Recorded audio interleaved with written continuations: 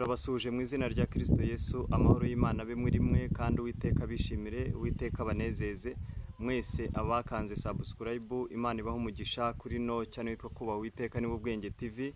Nawe uje ari ubwa mbere turakwakiriye kandi turagusaba kugira ngo nawe kandi subscribe kugira ngo tujye tubana, niwibagirwe comment, share ndetse na like kugira ngo udufashe kwamamaza ubutumwa bwiza, ijambo ry'Imana tukugezaho. Mwese abagabo n'abagore, abanyarwanda n'abanyarwandakazi, abari mu gihugu cy'u Rwanda n'abari ku yindi migabane mu bindi bihugu bitandukanye, mwese turabasuhuje. Amahoro y'Imana abe muri mwe kandi Uwiteka bishimire, Uwiteka abanezeze, turabakunda cyane. Je nitwa RUSINE EMMANUEL, ndi umugabo. Ndashima Imana ko Imana yangiriye ubuntu ikamagakiza ku buntu bwayo. Aya masanga abandi muzima mu buryo bwombi, mu buryo bw'umwuka ndetse n'uburyo bw'umubiri. Uwiteka shimwe kandi Uwiteka ahabwe icyubahiro. Reka rero wowe uri mu bibazo bikugoye, uri mu bikuruhije umutima, twihanganishe tukubwira ngo ihangane, ntabwo ariko bizaba kuba mutegereza, nawe uzakorwa n'isoni. Abantu bava mu isezerano ari nta mpamvu nibo bazakorwa n'isoni.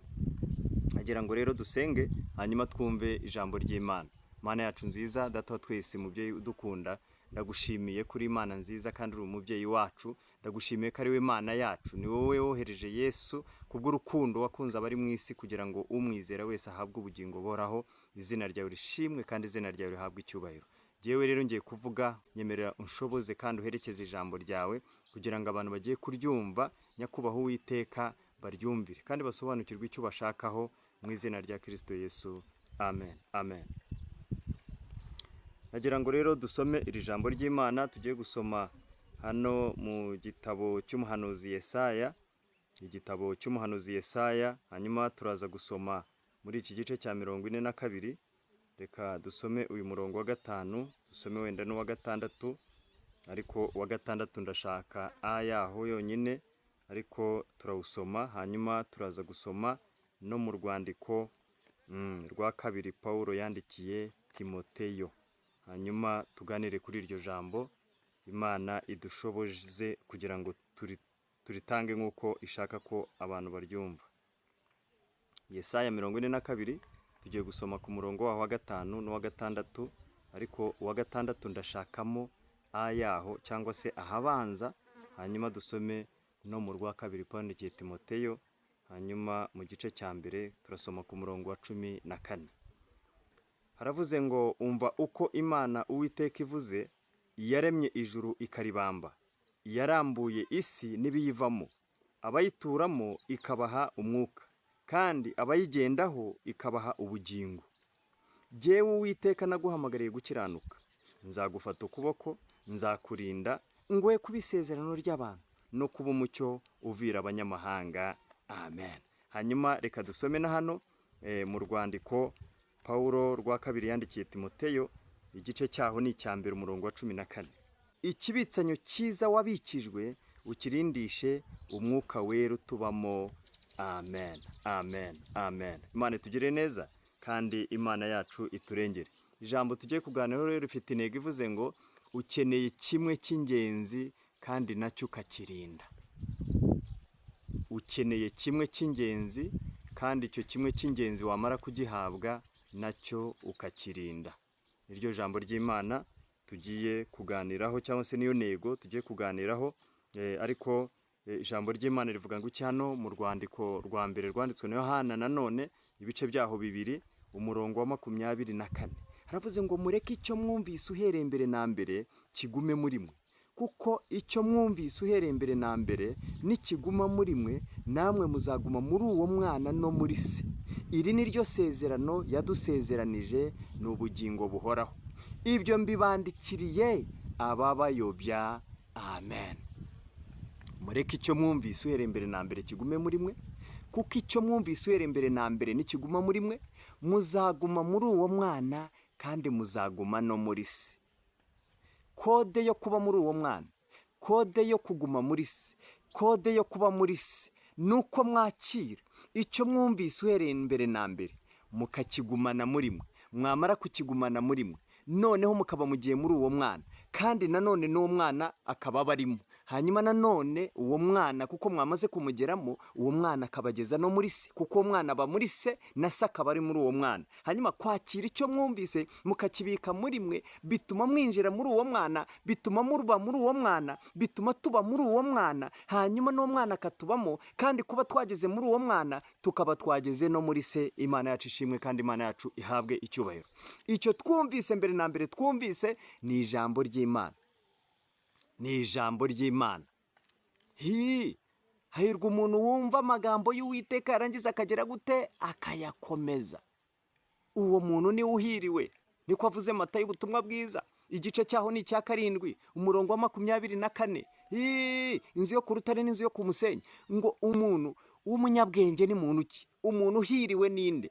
Umuntu uhiriwe ni umuntu umva amagambo y'Imana. Umuntu uhiriwe ni umuntu witondera amagambo y'Imana. Umuntu uhiriwe nushyira mu bikorwa amagambo y'Imana.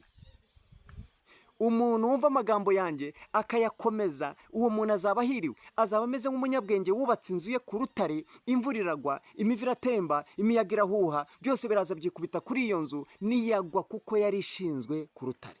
Kuri uwo mwana Imana ishimwe kandi Imana yacu ihabwe icyubahiro. Ukeneye ikintu cy'ingenzi rero, kimwe cy'ingenzi, hanyuma icyo cy'ingenzi umaze kugihabwa nacyo ukakirinda, ukakirindira umutekano. Niyo mpamvu Paul yandikiye Timoteyo mu rwa 2 igice cya 1 umurongo wa 14 avuze ngo ikibitsanyo cyiza wabikijwe ukirindishe umwuka wera utubamo. Urumva rero ntabwo ugiye kurinda umwuka wera, si umwuka wera ugiye kurinda wowe, ahubwo umwuka wera niwe uzarinda icyo ngicyo wahawe, icyo ngicyo wagabiwe, icyo ngicyo ufite muri wowe. Ni ikihe? Ni ubugingo boraho. Nika tubwiye Yohana ngiri niryo sezerano yadusezeranije, ni ubugingo buhoraho. Bivuze ngo umuntu wumva amagambo y'Imana, umuntu wumva ijambo ry'Imana akaryitondera, akarikomeza, agakora ibyaryo, aba afite ubugingo buhoraho muri we, kuko ijambo ry'Imana niwe Kristo Yesu. Nk'uko ijambo turibona mu butumwa bwiza uko bwanditswe na Yohana igice cya 17 umurongo wa 17, haravuze ngo ubereshe ukuri, ijambo ryawe ni ryo kuri. Ubereshe ukuri, ijambo ryawe ni ryo kuri. Bivuze ngo kumva ijambo ry'Imana, iryo jambo ry'Imana ukaryizera kandi rikagutsinda kandi rikakweza kandi rikaguhindura, bituma kuko wizeye Kristo mwami n'umukiza, bituma uhinduka ukaba icyaremwe gishya. Imana yacu ishimwe kandi Imana yacu ihabwe icyubahiro. Avuze ngo iki Paul yandikiye Timoteyo mu rwa 2 ibice 3 guhera ku murongo wa 14 haravuze ngo ariko wehoho ugume mu byo wize ukabyizezwa, kuko uzi uwakwigishije, kandi uzi yuko uhereye mu buto bwawe wamenyaga ibyanditswe byera bibasha kukumenyesha ubwenge bwo kukuzanira agakiza gaheshwa no kwizera Kristo Yesu. Ibyanditswe byera byose byahumetswe n'Imana kandi bigira umumaro wo kwigisha umuntu no kumwemeza ibyaha bye no kumutunganya no kumuhanira gukiranuka, kugira ngo umuntu w'Imana abashyitse afite ibimukwiriye byose ngo akore imirimo myiza yose. Imana yacu ishimwe kandi Imana yacu ihabwe icyubahiro. Ibyanditswe byera. Niyo mpamvu Paul yandikira Abaroma mu bice byaho 10 ku murongo wa 17 yaravuze ngo dore kwizera guheshwa no kumva kukazanwa n'ijambo rya Kristo. Kwizera guheshwa no kumva kukazanwa n'ijambo rya Kristo. Dore kwizera guheshwa no kumva kukazanwa n'ijambo rya Kristo. Imana tugire neza kandi Imana yacu iturengere. Kumva, twumvise amagambo, twumvise guhinda kw'inkuba, twumvise amajwi y'inyoni, twumvise amajwi y'imodoka zihinda, twumvise amajwi y'indege, twumvise amajwi y'amazi asuma, twumvise amajwi, ariko ayo majwi ntabwo ari ijwi, hari ijwi. Twumvise radio zivugwa, twumvise amafilime, abantu bari mu mafilime, ibintu byose, twumvise amajwi, twumvise guhinda kwa byinshi, twumvise inkuru zimuha, yose ni amajwi, ariko hari ijwi. Dore kwizera guheshwa no kumva kukazanwa n'ijambo rya Kristo. Bivuze ngo kumva ijambo ry'Imana ugakora iby'iryo jambo, ugashyira mu bikorwa iby'iryo jambo, urahiriwe. Avuze ngo iki? Yakobo. Urwandiko rwanditswe na Yakobo igice ni cya 1 umurongo wa 22. Ariko rero mujye mukora iby'iryo jambo, atari ugupfa kuryumva gusa mwishuka, kuko uwumva ijambo gusa nakora ibyaryo ameze nk'umuntu urebeye mu maso he mu ndorerwamo, amaze kwireba akagenda uwo mwanya akiyibagirwa uko asa. ariko uwitegereza mu mategeko atunganye rwose, atera umudendezo, agakomeza kugira umwete wayo, atari uwumva gusa akibagirwa, ahubwo ari uyumvira, niwe uzahabwa umugisha mu byo akora. Imana itugire neza. Hanyuma rero Imana ivuze ngo iki? Imana iravuze ngo yaduhamagariye gukiranuka. Imana yaduhamagariye gukiranuka. Twakiranuka tumaze kwakira gukiranuka kubw'ijambo ry'Imana twumvise, kubw'ijambo ry'Imana dushyize mu bikorwa, kuko twumviye ijambo ry'Imana tukakira uko gukiranuka kw'Imana kukinjira muri twe, uko gukiranuka kw'Imana kukaduhesha ubugingo.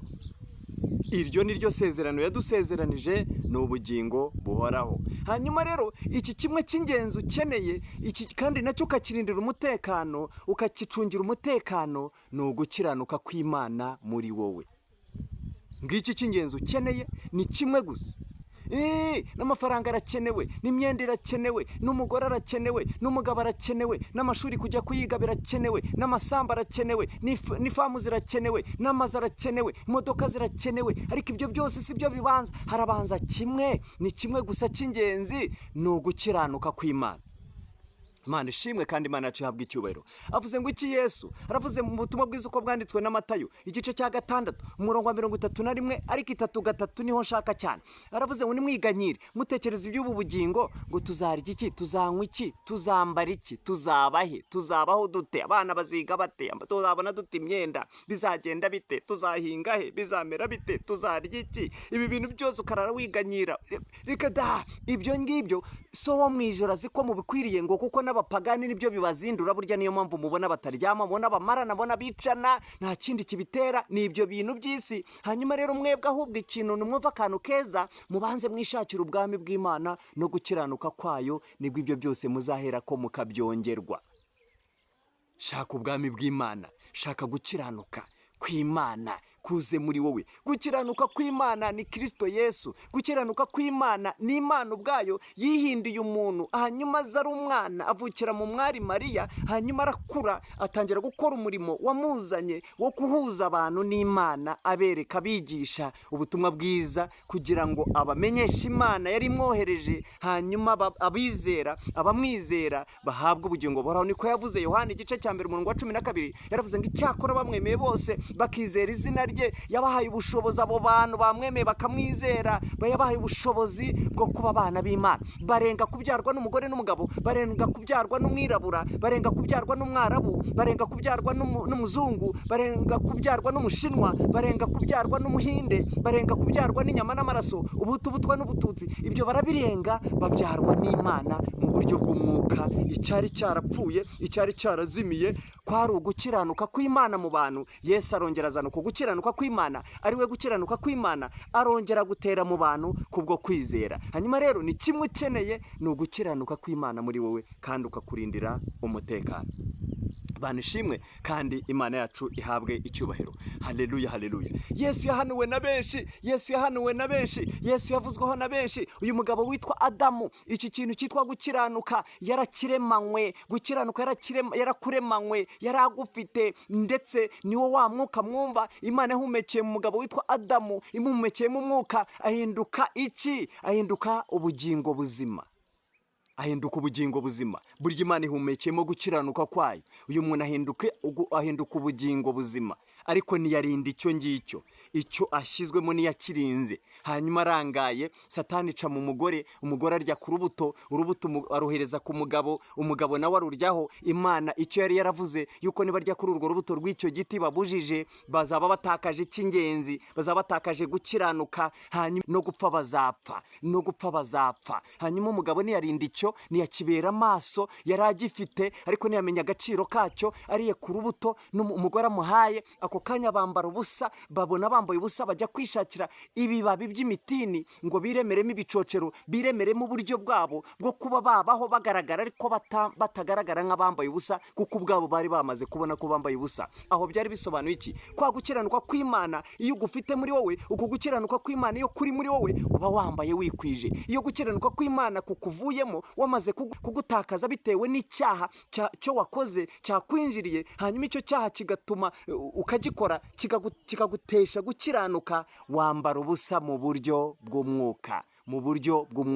Uba utakaje icy'ingenzi, wambara ubusa. Bwa bwiza bw'Imana bukuvaho, bwa burinzi bw'Imana bukuvaho, ugasigara wambaye ubusa. Nicyo kintu cyabaye ku mugabo witwa Adamu ndetse n'umugore we witwa Eva.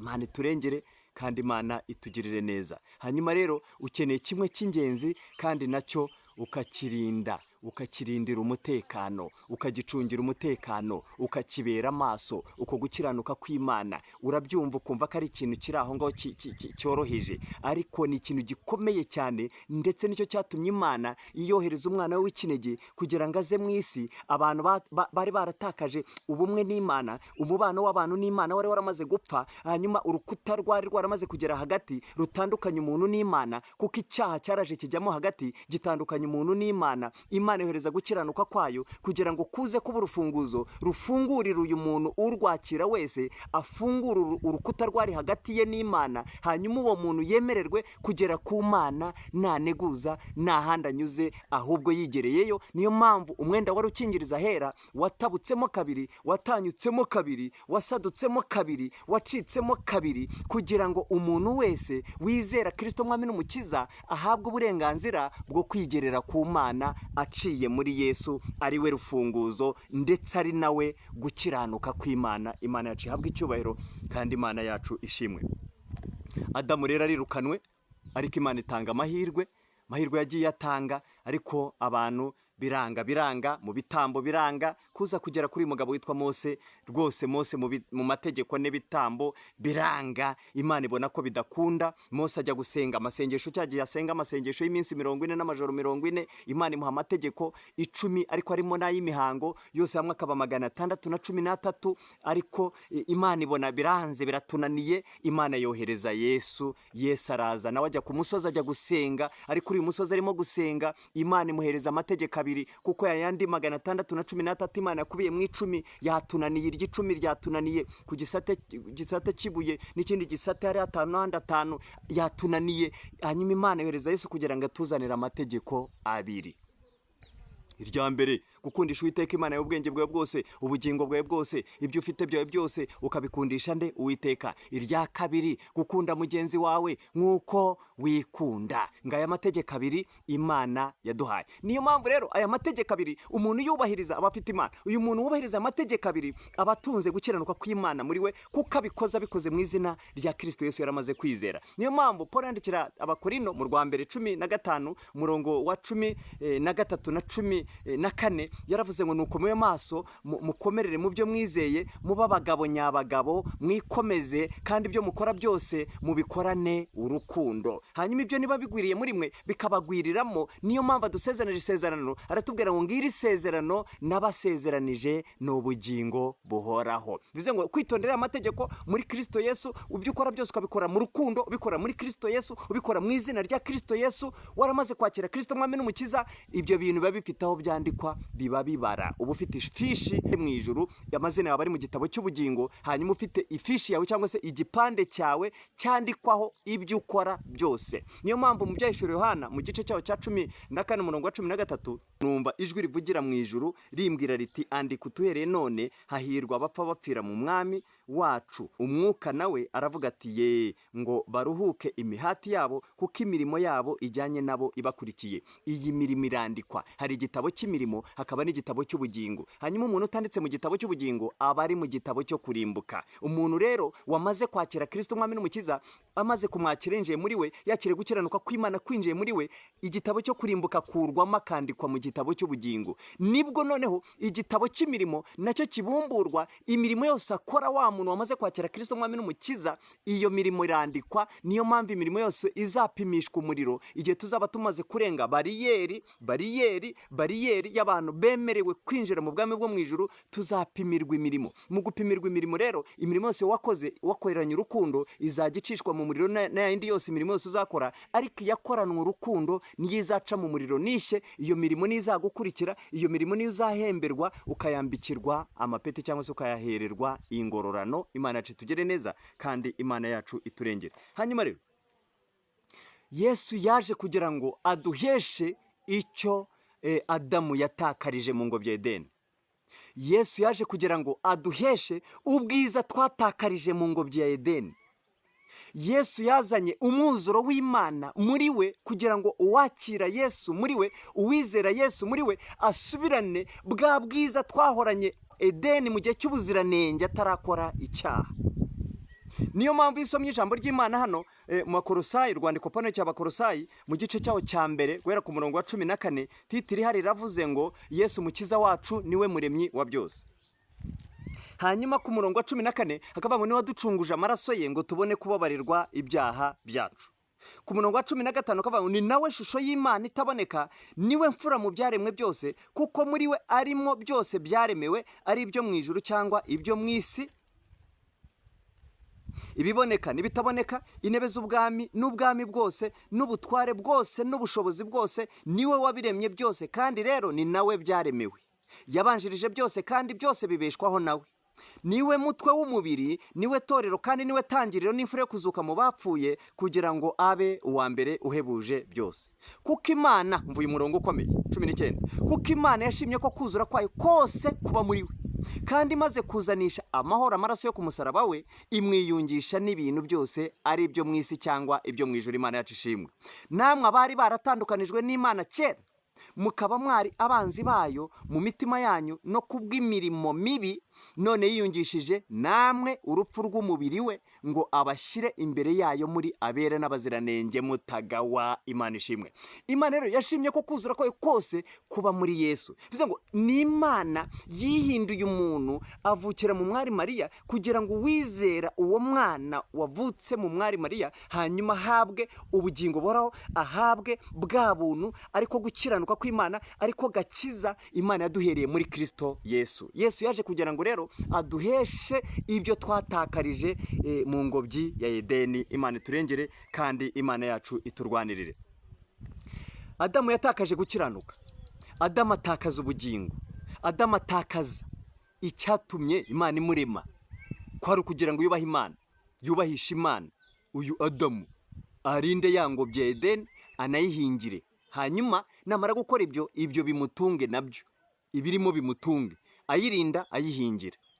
Hanyuma icyo ni igisobanuro kivuze ngo umuntu ufite gukiranuka kw'Imana muri we, ibyo biragutunga. Niyo mpamvu uyu mugabo witwa Dawidi yavuze ijambo rikomeye muri Zaburi 119, yaravuze ngo nabikiye ijambo ryawe mu mutima wanjye kugira ngo nagucumuraho. Bivuze ngo umuntu ufite iri jambo ry'Imana, uyu muntu ufite ubwami bw'Imana muri we, ubwo bwami bw'Imana iyo bwaje buzana n'ububasha, bukazana n'ubushobozi, bukazana n'ubutware, bukazana n'ibyo kurya. Niyo mpamvu rero umuntu yakwiye kubanza gushaka ubwami bw'Imana bukaza muri we. Ubwami bw'Imana bwamara kuza, aribwo buntu bw'Imana bukajya kumusha abantu, abo bantu nabwo bamara kuhagera bakaza bazanye ibintu. Hanyuma iyo utakaje ubwami bw'Imana muri wowe kandi wari waramaze kubwakira, iyo utakaje ubwami bw'Imana, iyo utakaje cya kindi cy'ingenzi, icy'ingenzi nicyo cyatumaga abantu baza, abo bantu baza bakaza bakuzaniye ibintu byose, ubu bibuze ubiburira rimwe.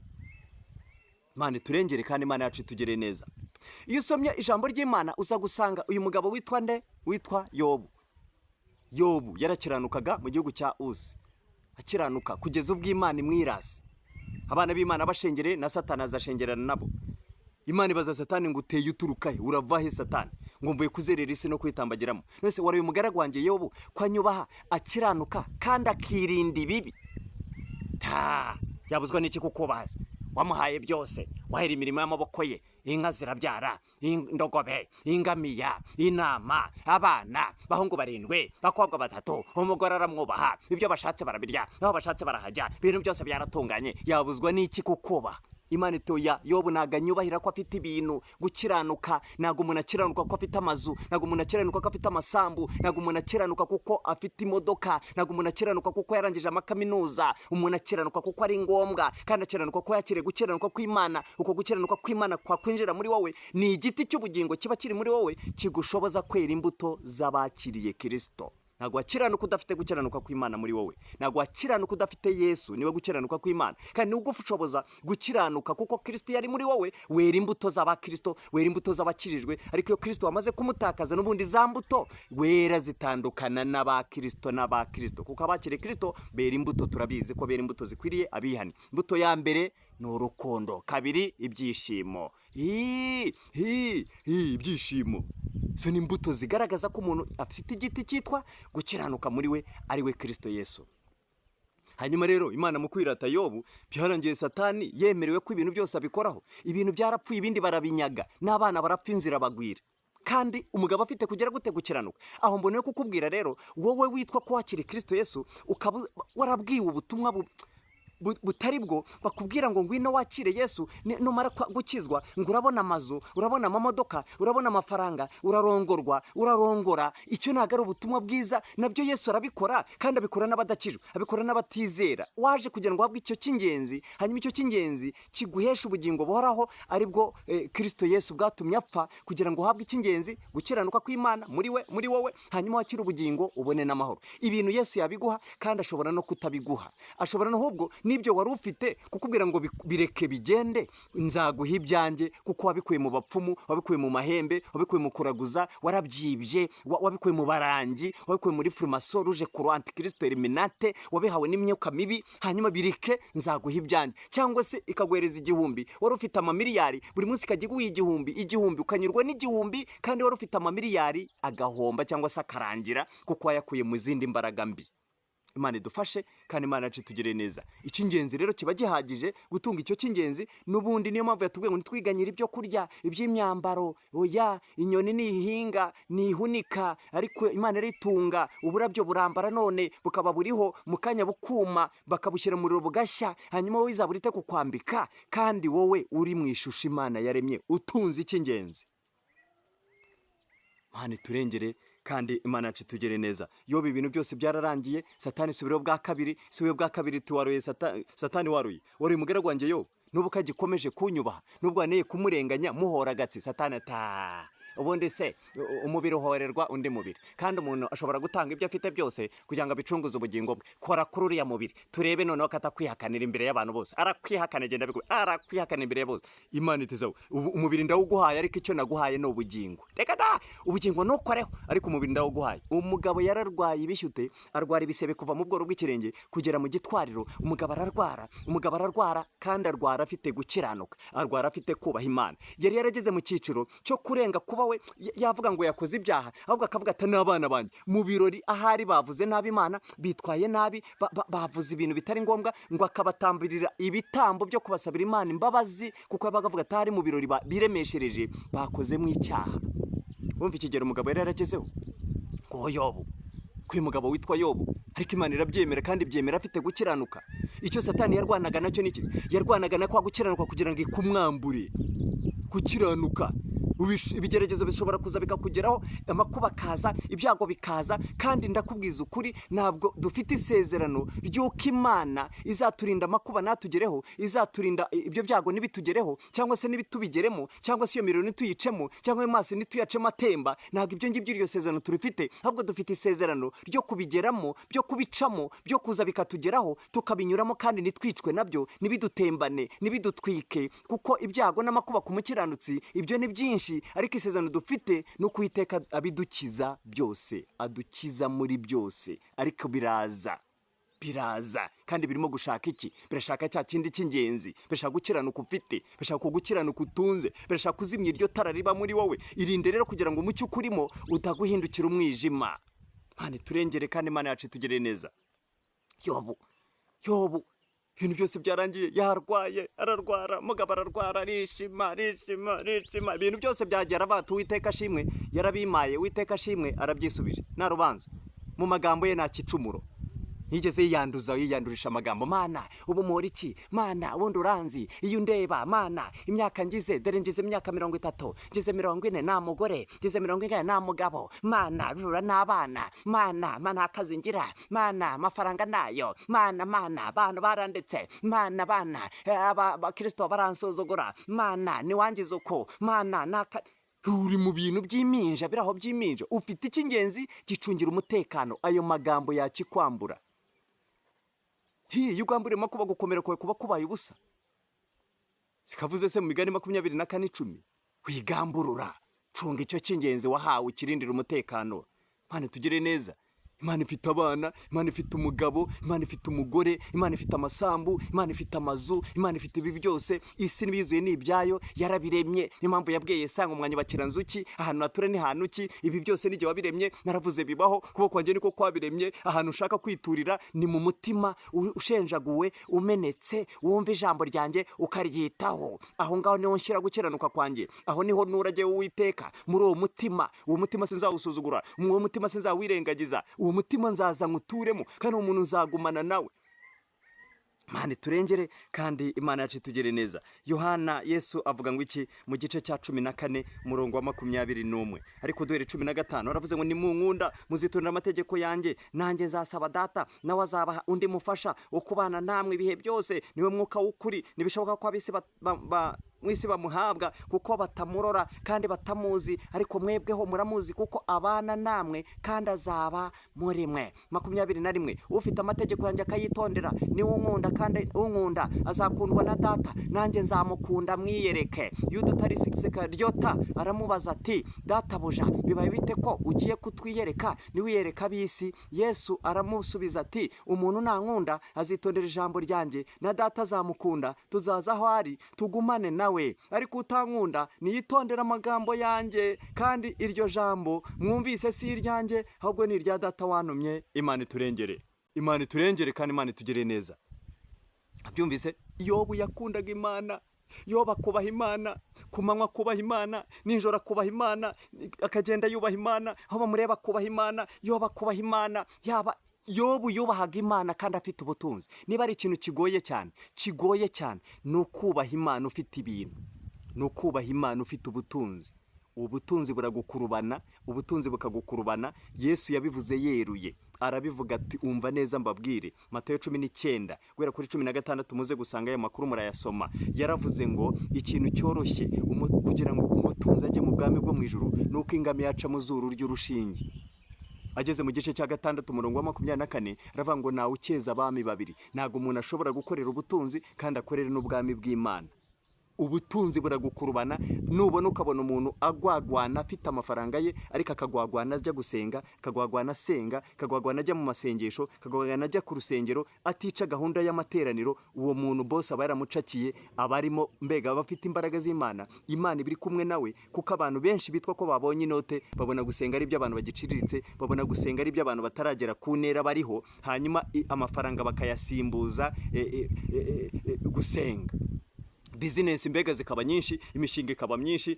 Mu masengesho murimo twebwe tuba twagiye kurangura Dubai, mba nagiye mu nama ibunaka, mbega none impamvu zikaba nyinshi kubera ko yabonye iki?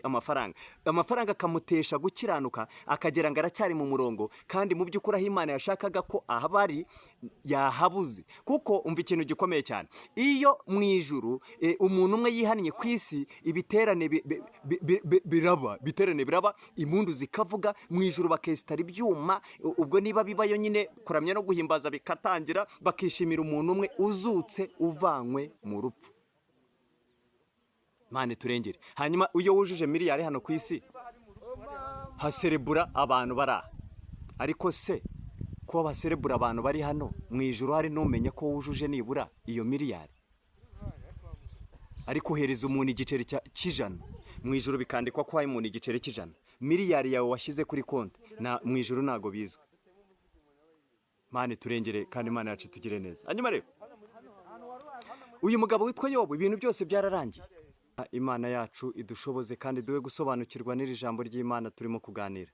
Hanyuma rero kuba warakiriye Kristo mwami n'umukiza nibivuze ko utageragezwa. Kuba warakiriye Kristo mwami n'umukiza nibivuze ko ibyago n'amakuba bitaza. Kuba warakiriye Kristo mwami n'umukiza nibivuze ko utakene ikintu runaka ntukibonera igihe, kuko Imana igihe ikiguhera igihe ariko muri kamere y'umuntu aba yumva ko ako kanya cyahita kiba, nyamara Imana igiteganya kuzakigwa nko mu mwaka utaha, ugasanga urimo uragishaka aka kanya, nyamara Imana iragiteganya mu mwaka utaha. Ushobora kurwara indwara ukaba urimo kubwira Imana ngo nyiza nonaha, ndetse hari na bamwe bajya bavuga ngo gira icyo ukora hano kugira ngo Imana igukorere, ukaba wafata n'ubutunzi bwawe ukabutanga, kuko tubona umugore, uyu mugore ngo abavuzi bari baramaze bamumariye ibintu byarabitanga mu bavuzi, yivuza, yari arwaye indwara imugongo, hanyuma uyu mugore bamumarira ibintu bye, ariko kugeza igihe yagereye kuri Yesu, akora kuri Yesu, icyago cye kirakira. Tubona undi wamaze imyaka 38 ku kidendezi, ikidendezi akimara imyaka 38, nyamara abandi bajyaga babona ababajugunyamo, ariko we biranga kugeza igihe Yesu yamugereyeho. Igihe kigeze Imana yagennye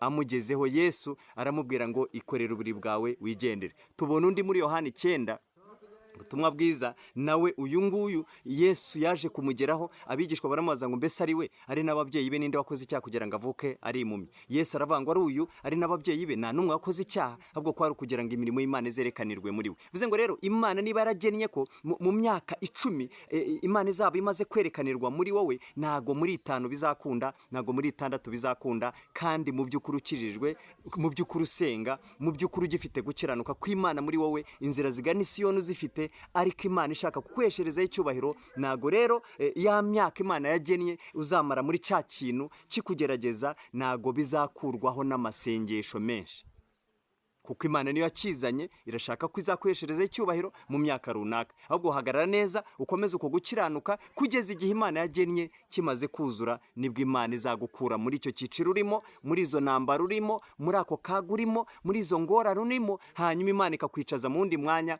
kuko ibifitemo inyungu zayo. Imana itugire neza kandi Imana yacu iturengere. Yobu yakoze ikihe cyaha?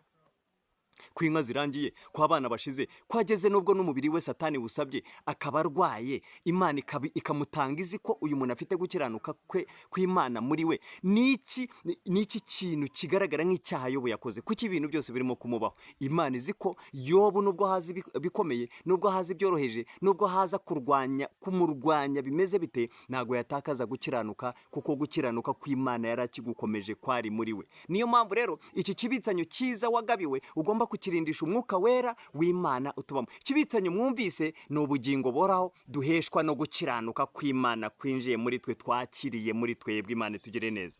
Yobu umugore yaje kumushinja mu gice cyaho cya 2 umurongo wa 7 kugeza hepfo nko ku 10, haravuze ngo nuko Satani ahera karasohoka ava imbere y'Uwiteka, ateza Yobu ibishute bibi bihera mu bworo bw'ibirenge bigeza mu gitwariro, nuko yishakira urujyo rwo kwishimisha, maze yicara mu ivu.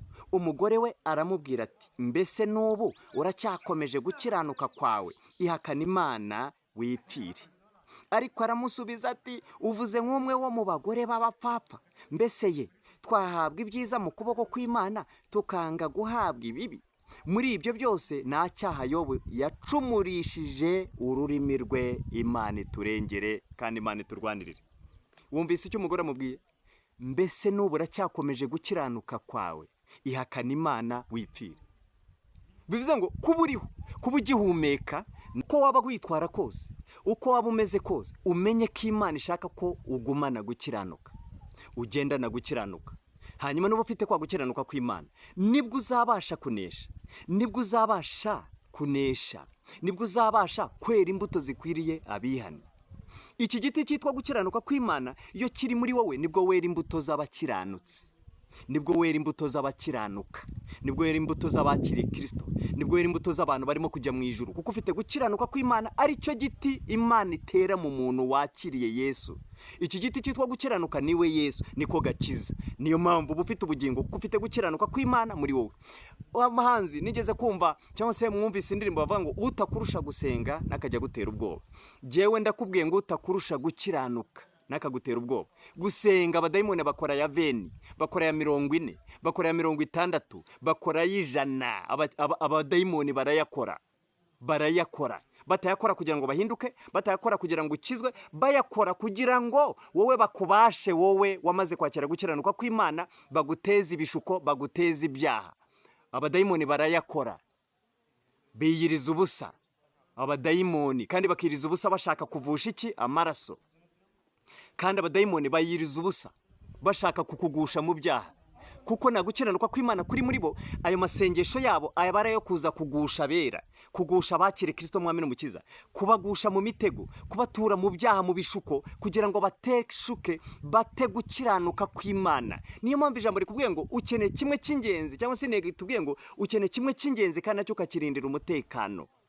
Ntabwo Satani ifite ikibazo cyo kuguhereza akarere kugira ngo ukayobore, ariko itwara icy'ingenzi.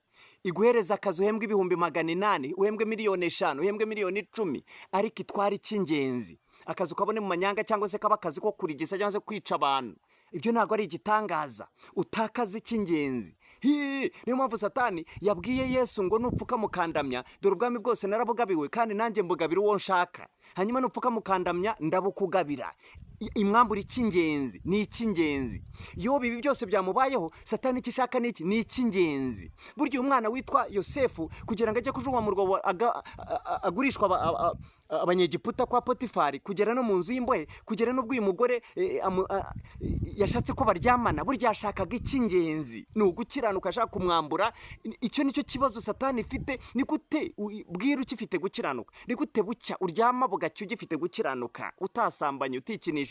Ni gute bwira utatakaje gukiranuka, n'unywa inzoga abandi bazinywa? Ni gute udahindura uruhu abandi baruhindura? Ni gute utajya mu bapfumu? Ni gute utajya mu kagambane kugambana? Ni gute utajya mu moko abandi barayagiyemo, bukira ugifite gukiranuka? Icyo nicyo kibazo uteje Satani, kandi ni nacyo kintu cyiza gishimishije Imana, gitumye Imana ikwishimira, igahabwa icyubahiro kubera wowe. Hanyuma rero nta kindi Satani kimuteye ubwoba, nta kindi kibabaza Satani, ni ukuba ugifite gukiranuka kw'Imana muri wowe. Hanyuma icyo rero nugitakaza, uzaba uri nk'abandi, ntabwo buzaba uteye Satani. Hanyuma rero iyo utakaje gukiranuka, ushobora gutakaza gukiranuka ugakomeza ugahanura, ushobora gutakaza gukiranuka ugakomeza ukavuga ibitangaza bikaba, ushobora gukomeza gutakaza gukiranuka umaze kugutakaza Satani yakwibye, ugakomeza ukiyigisha, ibyo ntabwo ari igitangaza. Ushobora gutakaza gukiranuka ugakomeza ukayobora idini, ushobora gutakaza gukiranuka ugakomeza ukaririmba ku murongo w'imbere, ukantona ibintu bikaryoha, tukakureba tukagira ngo uracyari murongo, nyamara watakaje gukiranuka. Hanyuma igihombo kizaba nyuma, igihe Yesu azaba akubwira ngo nimwumve imbere sinigeze bamenya. Imana turengere kandi Imana tugire neza. Ni gute ufite gukiranuka kw'Imana ugahindura uruhu? Ni gute ufite gukiranuka kw'Imana uko Imana yakuremye ugahindura ugashyiraho ibindi? Ni gute ufite gukiranuka kw'Imana ntiwambare ngo wikwize? Ni gute ufite gukiranuka kw'Imana ukanywa ibisindisha? Ni gute ufite gukiranuka kw'Imana ugasambana? Ni gute ufite gukiranuka kw'Imana ugakiranirwa? Nta muntu ufite gukiranuka kw'Imana muri we ukiranirwa. Umuntu ufite gukiranuka kw'Imana muri we arakiranuka. Umuntu udafite gukiranuka kw'Imana muri we arakiranirwa. Ikigaragaza rero ko nta gukiranuka kw'Imana ufite, ni ukukiranirwa. Ufite gukiranuka kw'Imana muri we, uwo ngo arakiranuka, kuko ashobozwa na wa mwuka Imana imuhereza nk'umufasha uje gufasha ahari gukiranuka, kugira ngo abashe gukiranuka, kwera imbuto zikwiriye abihannye. Imana idufashe kandi Imana tugire neza, iduhe kumva ibi bintu. Kugeza ubwo uyu mugabo witwa Yobu, abashuti be baje bamwicara imbere, basenga iminsi 7, bamumara iminsi 7 imbere bacecetse, buri wese acecetse areba Yobu. Akaga Yobu arimo, areba Yobu. Umubabaro areba Yobu, areba Yobu, bareba Yobu birabacanga. Ariko bigeze mu gice cya 27, avuga bati Yobu, reka tukubwire, tumaze iminsi tukwitegereza, reka tukurebe Yobu, reka tukubwire ibyo tumaze iminsi tureba, turasenganye twarakubonye, tujijije, ariko ubu nimukabeshye. Ni gute ibigeragezo bigera kuri mukozi w'Imana? Umuhanuzi agira ati ibigeragezo. Ni gute umukozi w'Imana akene? Ni gute umukozi w'Imana yabaho? Ni gute wagumirwa uri umukozi w'Imana? Ni gute wamara imyaka 40 n'ingahe 50 utagira umugabo n'abakurambagiza bagenda? Ni imizimu y'iwanyu, ni karande. Niko iyo ni imyuka mibi mwanyuzemo, mukazajya mubeshya. Gukena ute? Mukazajya mutubeshya di, twarabimenye. Ariko abantu, ariko man, ijambo baravuga ngo icyakora bamwemeye bose bakizera izina rye, yabaye ubushobozi bwo kuba abana b'Imana. Yohana 1:12, ubutumwa bwiza.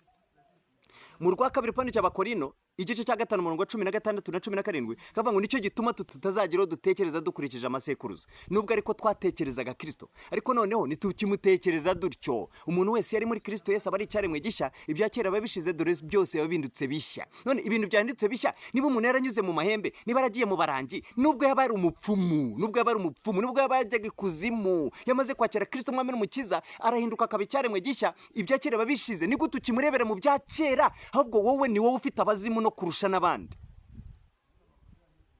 Yohana avuga ngo iki Yesu? Abo ni babyawe n'ubushake bw'umugabo, si amaraso si inyama, babyawe n'iki? Ni Imana.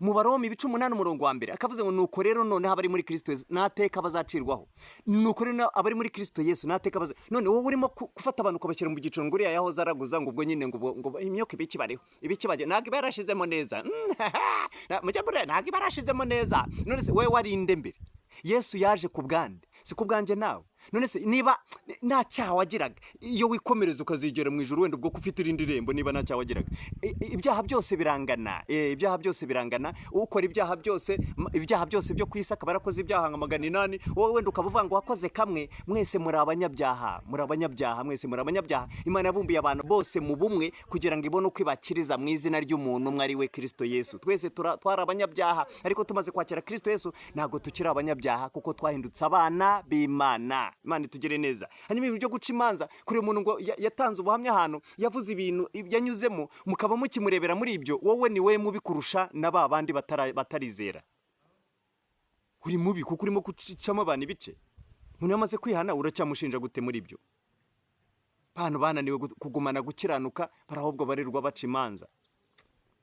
Hanyuma rero maze Yobu akomeza guca imigani ye ati, ndarahira Imana ihoraho ariyo yanyimye ibyari binkwiriye, nishobora byose yababazaga ubugingo bwanjye buracyari buzima, nubwo bwababaraga mura n'ibibazo buracyari buzima, kandi umwuka w'Imana niwe utuma mumeka. Nyumvira umugabo ariko urwaye imyaka 7, ibishyute imyaka 7 kugeza ubwo yishakira urujyo, umugore batakirarana, yaramurebyaga wape kabeza ni wangegera po nuko abantu bameze, mugasezerana ko muzabana iteka. Ariko ibigeragezo byaza kubera tereka barakubeshye, we toka kure, we enda kure, akareba abandi nyine bamureba kana ko mu jisho. Ubugingo bwanjye buracyari buzima, kandi umwuka w'Imana niwe utuma mumeka. Nukuri iminwa yanjye nizavuga ibyo gukiranirwa, n'ururimi rwanjye narwo ntiruzariganya. Nibikabeho yuko nabemerera ngo muvuze ibitunganye, kugeza ubwo nzapfa sinzikura kuba inyangamugayo. Gukiranuka kwanjye ndagukomeje, ntabwo nzakurekura, ntabwo umutima wanjye uzagira icyo unshinja nyiriho. Nuko uhagaze umutima wanjye ntuzagira icyo unshinja nyiriho, sinzikura kuba inyangamugayo. Reka da, niyo waburara, niyo wabwirirwa, rwana kugira ngo utabaho umugayo imbere y'amaso y'Imana.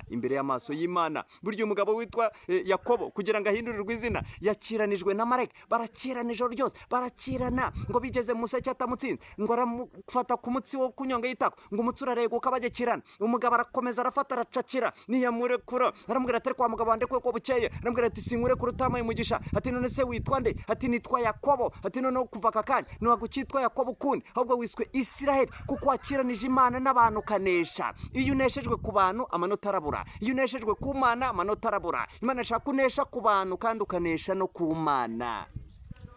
Kuri mu mutima kaba ariko kugaragara, ukagendera mu bitunganye, ibintu bye pindi gutekinika, ibintu bimeze nk'ivugabutumwa atari ivugabutumwa, bipfuye biri aho ngaho byo gusezeranya abantu ibiboze n'abari imbata z'ibiboze. Gukizwa nukuza kubona inzu, gukizwa nukuza kubona abagore n'abagabo n'abana n'amafaranga, nicyo gukizwa. Wakirijwe ikizi? Wakirijwe uje kwenda ikizi? Ubugingo buhoraho gukiranuka. Wakirijwe uhunga urupfu rw'iteka, hanyuma kugira ngo uhabwe iki? Ubugingo bw'iteka. Ntabwo rero waje ngo wakire Yesu aguhereze amazu na modoka, nawe se wararaga muri rigori, wararagamo ihangane.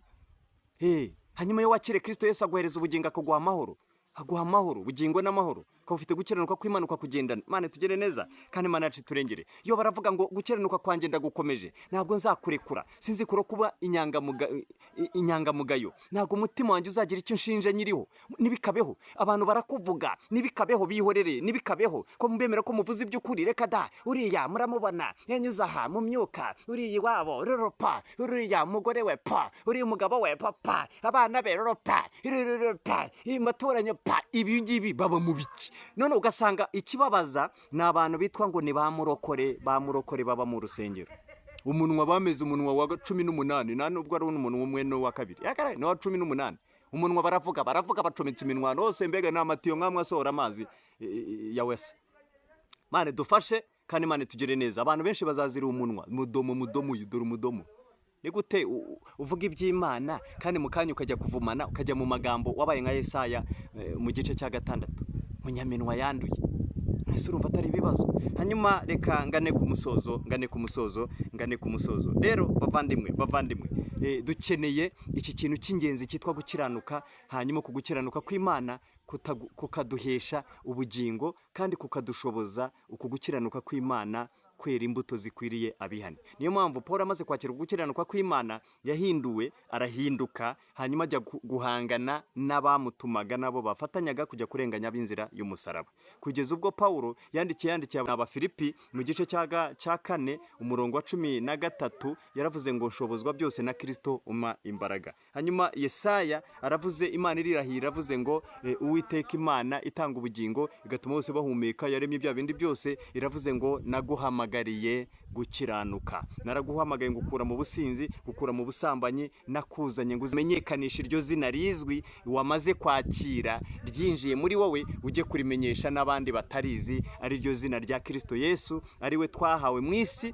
dukwiye gukirizwamo abari ku isi bose. Yesaya rero, Yesaya niwe uvuze ngo Imana yaduhamagariye kugera gute? Yaduhamagariye gukiranuka. Iyo wamaze kwakira gukiranuka kw'Imana, uba ufite ubugingo, uba ufite amahoro. Hanyuma uku gukiranuka kw'Imana uwamaze kukwakira, ni izihe nyungu cyangwa se ni ibihe akoreshwa muri uko, kuko yamaze kwakira gukiranuka kw'Imana? Ikintu cya mbere, uba ufite ubugingo, icya kabiri ukagira n'amahoro. Ikindi gukorera, Imana irakurinda mbere yuko igukoresha, Imana irakurinda. Hanyuma ikindi, ikugira isezerano ry'abantu. Bivuze ngo Imana iragutuma ukajya gutumikira Imana, ukaba uri umuhuza w'abantu n'abandi. Umuhuza w'abantu ni Imana, Kristo Yesu akurimo, agukoreramo, agushoboza, kuko turi intumwa mu cyimbo cya Kristo. Hanyuma rero kuba umucyo uvira abanyamahanga. Umunyamahanga ari umuntu wese utarakira Kristo Yesu, ariko muri Bibiliya umunyamahanga yari umuntu wese utari umwisiraheli, yari umunyamahanga. Ariko umuntu wese wamaze kwakira Kristo mwami n'umukiza, uwo nguwo ahinduka umwana w'Imana biheshejwe no kwizera Kristo Yesu, hanyuma akaba urubyaro rwa Aburahamu kubwo kwizera, sekuruza w'abizera. Hanyuma ikindi, guhumura impumyi. Izo ni impano Imana itangira kugukoresha, ikaguha impano, ibikoresho byo kujya gukoresha umurimo wayo, kubohora imbohe, abari mu mwijima mu nzu y'imbohe, ndetse ikindi ikaguhereza n'iherezo ryiza. Imana itugire neza kandi Imana yacu turengere. Hanyuma neje kukubwira ko Imana ikintu yaduhamagariye ni ugukiranuka. Hanyuma uko gukiranuka imaze kukuguha, uba ufite n'ubwo bugingo, hanyuma utegetswe kugira ngo icyo cy'ingenzi umaze guhabwa, ariko gukiranuka kw'Imana, hanyuma uko gukiranuka ukurinde. Nicyo Satani ishaka kukwiba, nicyo Satani ishaka kukunyaga, kandi abantu benshi barakinyazwe, hanyuma bagenda gutyo, ariko mu by'ukuri baramaze kunyagwa icy'ingenzi. Rero Imana ikugire neza kandi Imana igushoboze kurinda icyo cy'ingenzi. Wowe utagifite rero, uyu munsi utegetswe kwihana. Niyo mpamvu mu byakozwe n'intumwa mu gice cya 17 umurongo wa 30, nuko iyo minsi yo kujijwa Imana yarayirengagije, ariko noneho itegeka abantu bose bari hose kwihana. Imana itugire neza. Hanyuma rero icyo Imana ishaka no ko wihana, ukakira icyo cy'ingenzi, wewe wamaze kucyakira ukakirindira umutekano. Imana ibagire neza. Mana Data wa twese mwiza, ndagushimiye kubw'ijambo ryawe. Ijambo ryawe ni rizima, rirakiza, ribeshaho kandi rirahindura abaryumvise. Reka rero umuntu wese wumvise ijambo ryawe rimuhindure kandi rimukize, rimuzure, rimukure mu byaha. Kandi umuntu wese waramaze kukwakira afite uko gukiranuka kw'Imana agacogora, umuha imbaraga, umukomereza amaboko, umukomereza amavi, kandi umukomereza uruhanga. Reka uko gukiranuka kwawe waduhayireye muri Kristo Yesu, ari we Kristo Yesu, nanone kube muri twe kandi kudushoboze kwera imbuto zikwiriye abihani. Urakoze rero, dutera inkunga y'imbaraga zawe za Mwuka Wera kugira tuba abagabo nyabagabo kuwukora no kukuvugira, byose ni mu izina rya Kristo Yesu mbisabye nizeye, amen. Imana ibahe umugisha, Imana ibagirire neza.